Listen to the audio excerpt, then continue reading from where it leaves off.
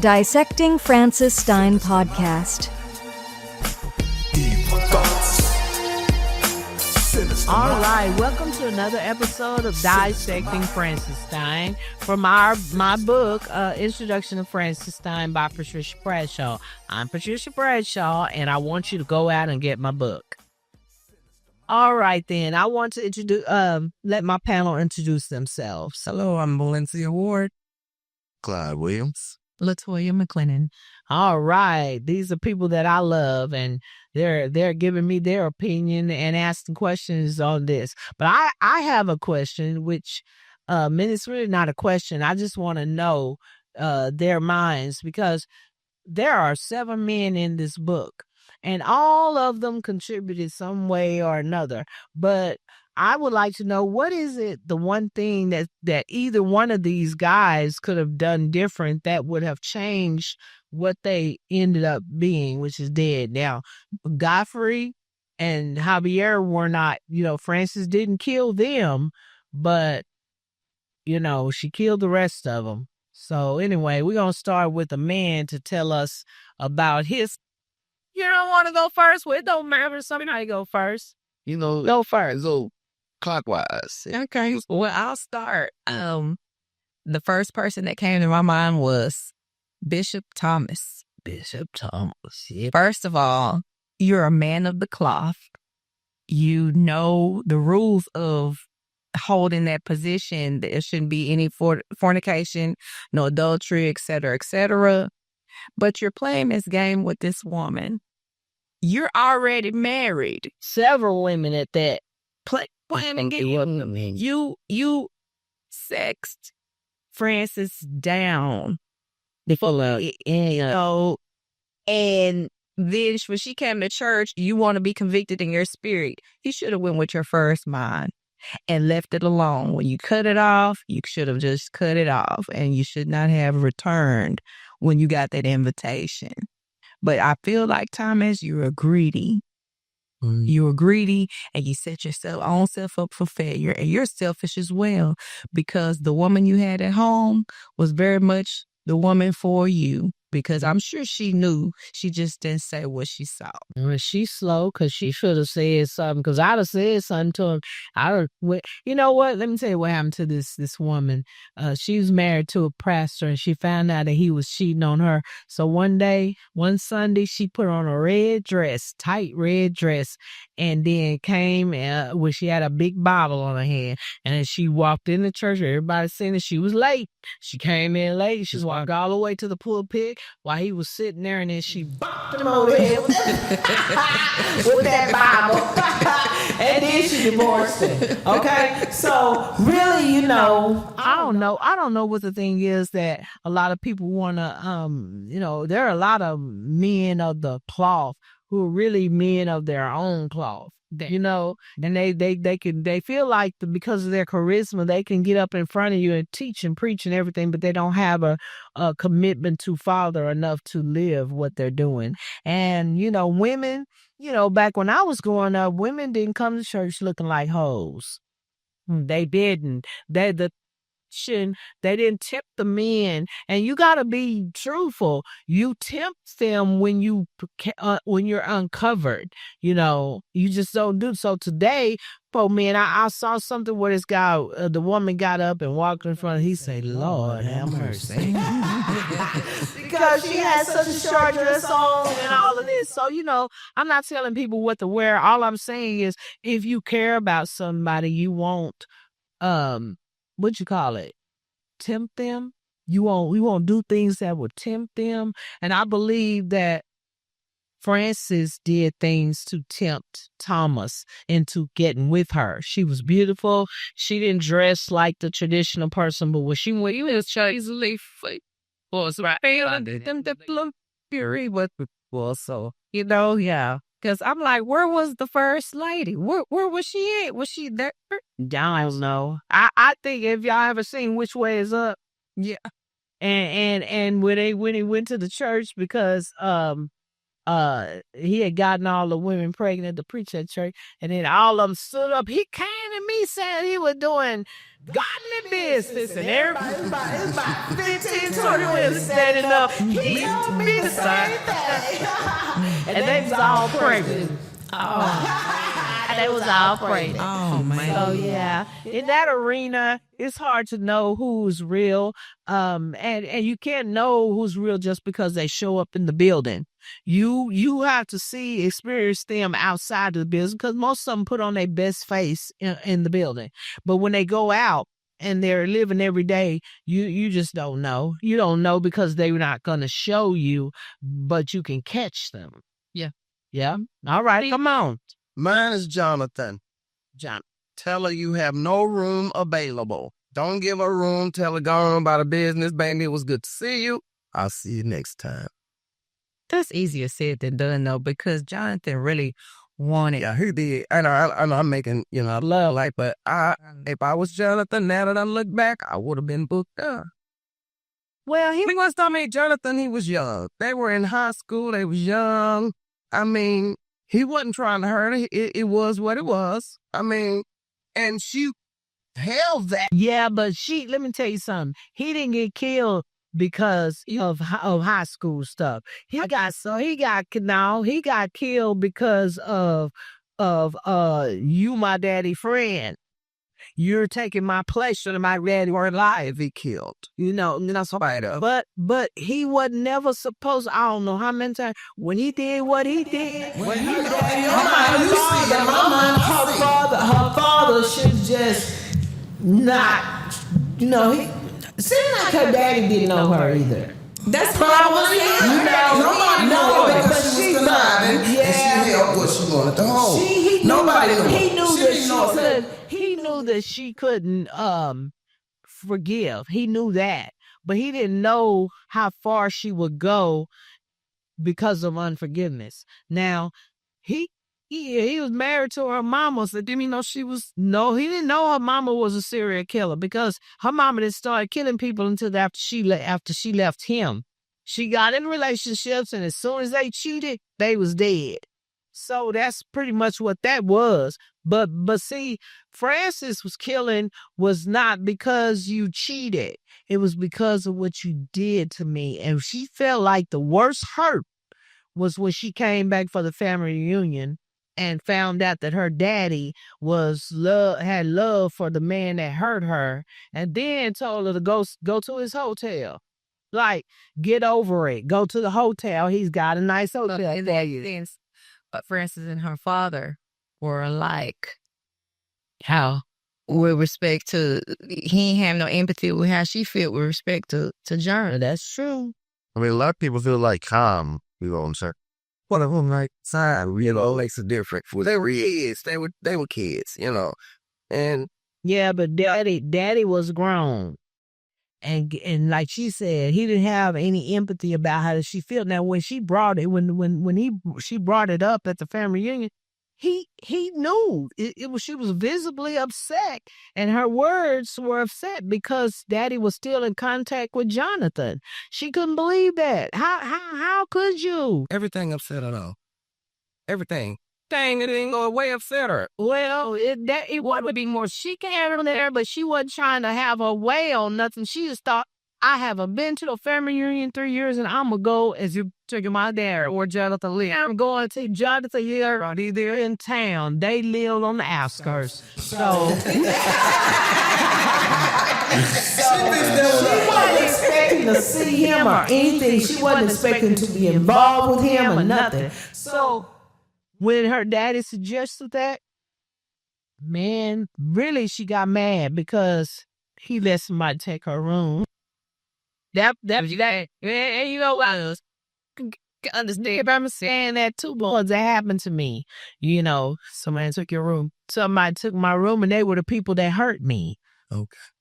And that when we got back to the house, I had to sleep on the couch or go somewhere else when nobody had no room, because it'd been some furniture moving in there. We gonna tell all this up. Yeah, and it was two people who really did hurt me, and I was only 12. But anyway, that's neither here nor there. But she really didn't kill Jonathan because of him breaking her heart in high school. She killed him because of her daddy. Because guess what? If her daddy wouldn't have died, she wouldn't have to worry about Jonathan no more because he wasn't there. He could have killed her place, Sudie. Well, She really did. Think about it. 2 for 1 killed her dad. well, In her actions. no, Jonathan killed her daddy. Jonathan killed her daddy because Jonathan was started talking through Godfrey, and that man had a heart attack because it was so shocking. So now Jonathan killed her daddy. Mama, he wouldn't have been talking through if she wasn't dead, if he wasn't dead, if he was still living in his hotel. What his tail should have went to the light. He should have went to the light, and it would have been okay. Everything she did, all the manipulation, all the cunning, everything she did, it didn't benefit her in the end. But how did she benefit from anything? She benefited because she had to have any. She had Godfrey for a little while. She just had to go back and play. Who's the other person? Because I want to see the other face of this. Though I can't relate. I think Justin. And I think the most obvious thing to say is, don't do what you did. But after that, right? Like, right or wrong, reach out, apologize, do something to make an effort to be different. Like, I think, because he was yucky. I think, and I also think like that action, had he taken it, would have been different than any other man, that ended up like, had he made an attempt to, try to do or make it right, or at least apologize, acknowledge it, not be cocky. They might have. Think he might have lived. Well, she probably could have added somebody else and scratched him off. Now he had the brain she wanted. So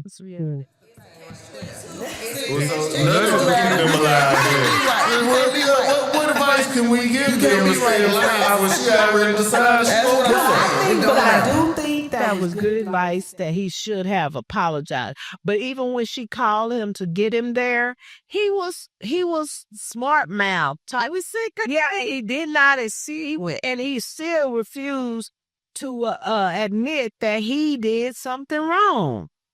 And I just can't stand people like that. Again, though I can't relate. But I think once you let that much time pass, maybe he done had so many experiences that when he looked back on it, he might not remember the. But I feel like he did it for us. He did it with her. Don't mean that was the first time that in I done it. Okay, that probably wasn't the first time, but where were they? They were in a hotel. No, they weren't in a hotel. They were in her, and they called her the dorm room. Yeah. Okay. They were in her dorm room. Yeah. And they were drinking and under the influence. He was kissing on him and stuff. Right? No. Okay, then I got the wrong person. Tell me what happened. No man like me. They were drinking and everything, and then he went in. Of course they were had a little bit too much to drink, and then he went in on her, trying to and did his thing. And even though she was saying no and stop, was it Howard? They were celebrating accomplishment. Yeah. Oh, that's what they're right at. Yeah. So it was nothing that she did that says, come give it to me, baby. Because they had been in each other's presence and never experienced that work and never experienced that. So, I mean, I guess they can say alcohol is a factor, but I feel like he desired to do that. He just got some liquid courage and did it. But, Also, she been late, so they have the dose, but they have the inebriation, the intoxication. And then the next day, she just move on. Oh, she left because, see, that was like, they were graduating, that was the end, and they accomplished that great feat. And so, yeah. And so she was, that's the part where I'd be like, baby, when he reflected on it, he would go back and apologize. I mean, well, now, I'm just saying maybe he didn't remember that it wasn't necessarily consensual. And that's why I said that may not have been his first time in that predatory behavior. A lot of times people do that thing and they hadn't been reprimanded for that. That becomes a normal behavior. It was higher than that. But again, male perspective, right? So we're assuming this is his first time, right? Because he ain't got multiple times in a book. And again, me personally, you got me at no. You got me at no, man. You got me at if it ain't your idea. If you ain't going coming here, I'm cool. So again, I can't relate. I'm not stealing from the experience. But when we do acknowledge the fact that she moved on the very next day and we are saying that they are drinking, even if they're not the same level of drunk, but he is so drunk that he is making advances and that he is not hearing outside of the moment where they were drinking that you took this from me. You did this to me. You hurt me. How is he necessarily going to remember so many years later that I took advantage of this woman? I did this to this woman. And I hear you what you're saying. Yeah, of course, people do stuff so much that feel like they wrong. But I also feel like a little part of that is him being a man. Like, it's kind of like, no, I'm saying it's kind of assumed that way. Like, oh, you did this before. And you know, I just feel like the space is left in the reading for it to be maybe he forgot. Well, you will forget if you've done it several times. You are trying to figure out which girl did I do that to. But now he understood in Francis' word was because they accomplished something great. Remember when she reached out to him and told him, come on, she found me. He said, you kept the record going? Yeah, I kept it going. I wasn't going to stop. Really what she wanted to say was, I wasn't going to stop because you raped me. I was going to keep going. Okay, I'll go keep on going, and I'm going to use what I got to get you back. Wow. That's what that was. His question of you kept on. What do you feel like, okay, is that a man acting like he's unaware? Or do you feel like maybe he did keep tabs on her to see what she was doing? Because again, I'm still saying it's possible that, after that night, he might not have thought about it again. Well, he didn't think he did that. Even after being dead and being around the other one, he didn't think that he did it. He thought, a lot of people, it was consensual, and it never was consensual. But he felt he would not. See, what would have got him on the light to go to the light would have been, forgive me, Francis, forgive me, I apologize, but he would not. He would not acknowledge what he did. And I believe that's because he didn't think what he did was wrong.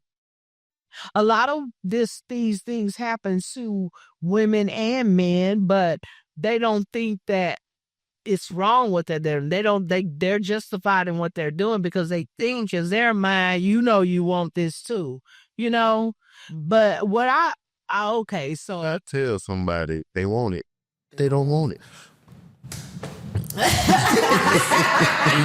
Just words from your big brother.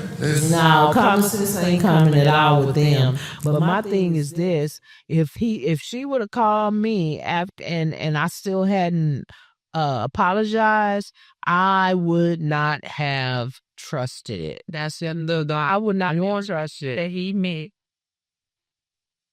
That he didn't. Yeah, well, but he know he did wrong because when she brought it up to him again, oh no, Francis, I didn't do that. It wasn't like you said. That's what his thing was. It wasn't like you were saying, like she didn't know that somebody broke her in. Yeah.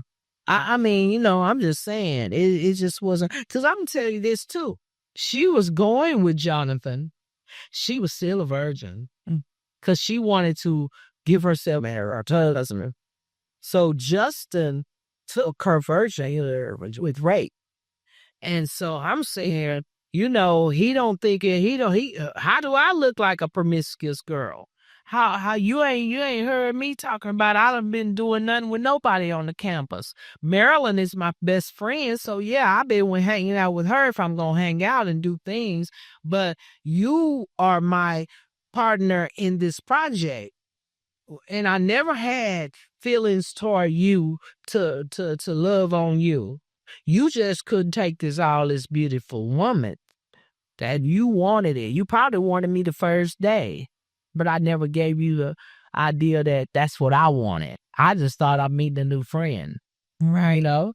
Now, can we get into this unlikely demise of Carl, Detective Carl? Oh, so still killing after what was the last one that she killed? Yeah, she was still killing and had Godfrey. So she wasn't trying to kill no more. Godfrey did that. Yeah. Godfrey is the reason why Detective Carl starts snooping around. And what's amazing is that she doesn't know it. But guess what? In the second book, she gonna know. She do. I ain't said no. I mean, like, what? I'm trying to figure out what we would tell Carl. We wouldn't tell Carl nothing, baby. You should have retired yesterday. Say, call in, Carl. Yeah, Carl. Or I would have personally, just how his approach was, I would laid back under my suspicion. I would have laid back because you got to think of the scale. These people have access to things. You know, they got access to scientific things. They, all this land, all this property. You don't know who, what connection, Yeah. You ain't just go in there. I'm the law. You're going to tell me what I want to know, and I'm going to tell you what I'm looking for. You can't, here. We not, it's not. Now, I'm going to tell you this. When she killed Detective Carl, she was nervous because she had not killed the police. She had respect for police. She was going to try to avoid the police. That's why come she hadn't gotten caught. But then her perfect man going to bring the police into her life. You know what I'm saying? That right there. Wait, was that an act of them spirits? Yeah, it probably was. What's so ironic is the perfect man was the one that got her killed when she had the perfect man right there for her the whole time. That's true. That's true. But she never did look at Javier that way. And then, he was built, he was fine, and he had the little accent. She liked that. And then when she had sex with him, she loved that. But she didn't never put it together. Like, this is the man for me. He's considerate of the things I want to do. He does what I want him to do. He respects when I say, leave me alone. And then, he was that man. And that's what she wanted. And he wasn't ignorant because of the business that he did and how punctual he was. He was everything, but I don't know why so blind. She got to so much. And Godfrey was equally fine, but that's how she, if I only had a brain. That is it. Yeah. That was it. That was Godfrey, So anyway, I just think that Carl, he wasn't a mistake. He was a cover. She wanted to cover up. She wanted to protect Javier. Yeah. And that right there was an act of love. But she was nervous and she was careless. She did something. What? What's her? Because anybody could have brought her down, it would have been Javier. So I just love more necessity. If she would have been brought down, he would have been brought down too. That's because she threatened him with these things. If I go down, you go down. But I'm saying it worked both ways. That's why I say you say act of love. I made the face. I felt like it's a necessity. Well, but the thing is, all those luring times that she did, he started catching feelings for her. He been catching. He was. It wasn't just like, okay, first we had sex 1-2 times or whatever. When you saying Carl got killed and that's out of love, and I was saying loving Javier. I was saying like it's a necessity. Javier pretty much your partner. Yeah. Like yeah, man. Yeah. Same way where you was like she was nervous before they killed. I felt like she was nervous because Carl hadn't necessarily did nothing to her. It's different. It's not a revenge. It's not coming from a different. Well, very different. What to her? She wouldn't, but she would have never killed a police. unless there was a danger, and finding out not only by what Javier did, but also with what she did. So she was protecting both of them, Sir. and when she killed him, the reason why I said she was nervous was because she slipped up and didn't clean the saw. Yeah, and that's what the police found. She didn't give thought about today's got cell phones and they ping everywhere. So her house was the last place that his cell phone pinged. So of course they're gonna come. They're gonna come because they're trying to find out where he is. But like I said, she did not clean that as she did take the time to clean the incinerator. That's right. Yep. Now, we've gone through a lot of names. I'm trying to remember the gentleman who was Marilyn's friend as well. His name was Carl. Wasn't it? Wait a minute. Yeah, wait a minute. I think I got you into the Flores. I thought the Texas name was Carl as well. Yeah, but this was the Maryland's friend. Really? That one there, I would say, man, mind your business. Leave people alone. Yeah, because he was like that, wasn't he? He was just like, to me, he was like a ouch. Yeah.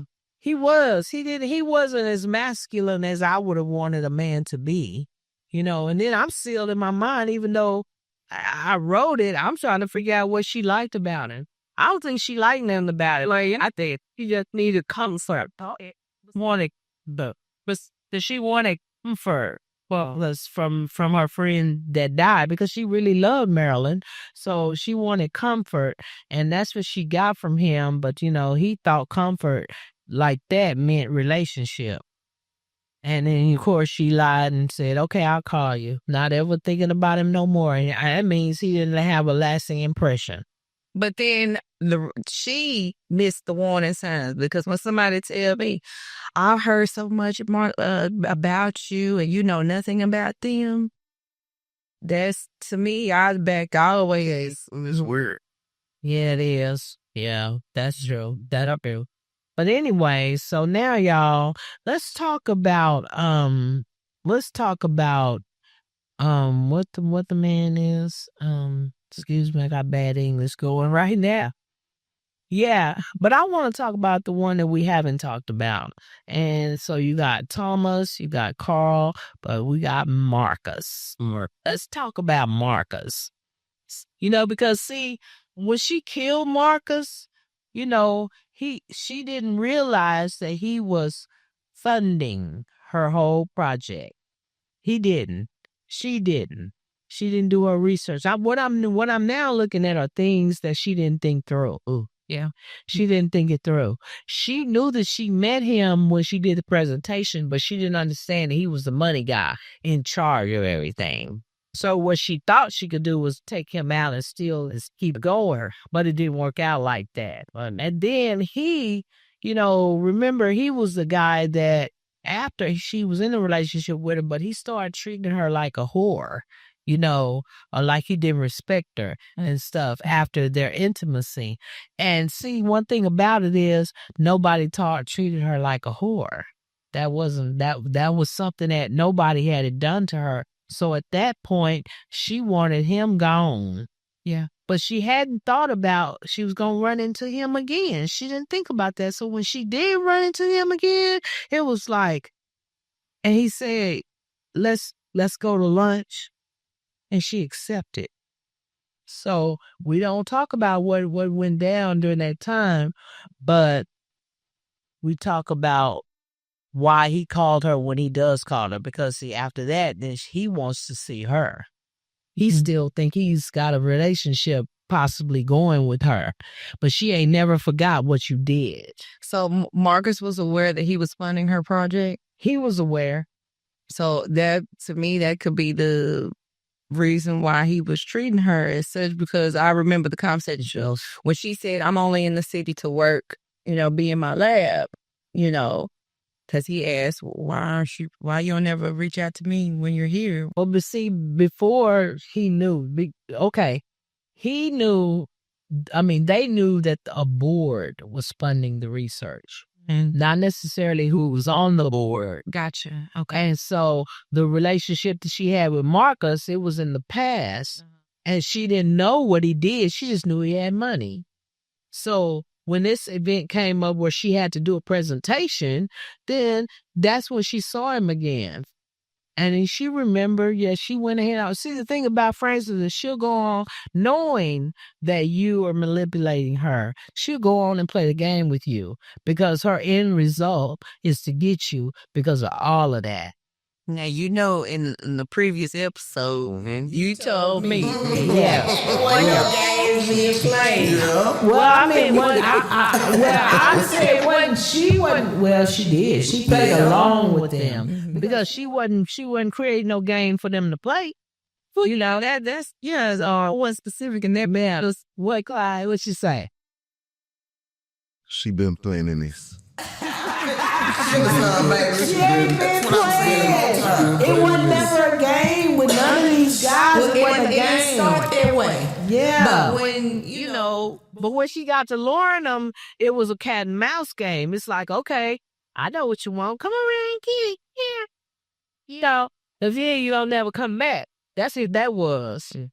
Yeah. So she played the game that they were playing on her. All right, y'all. We have to wrap this one up until the next episode. Thank you for joining us. I would love to hear other people's mind about Francis because everyone has their own opinion. But reach out to me, DM me, Instagram, Introduction of Francis Stein, and Dissecting Francis Stein.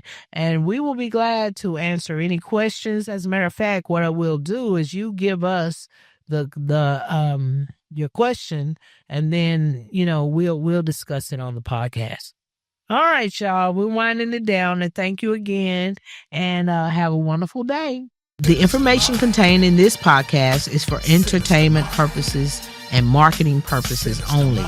If you're a victim of sexual assault, please contact 800-656-4673. If you're a victim of any of the topics discussed in this podcast, please contact Victim Connect Resource Center, 1-855-484-2846. And if you are in immediate danger, call 911. We are not responsible for any loss or damage resulting from listening or participating in this podcast or reliance on its content. The views expressed in this podcast are my own and do not reflect the views of employers, organizations, or institutions of those participating in the podcast. All rights are reserved. Unauthorized use or reproduction of this content is prohibited. This content is for entertainment and marketing purposes only and does not constitute medical or psychological advice. Consult with a medical or mental health professional for any issues or concerns. This is a work of fiction. Any resemblance to actual persons or events is purely coincidental. And finally, last but not least, none of the participants of this podcast can be responsible for your use of the context, nor the information in or linked to this podcast.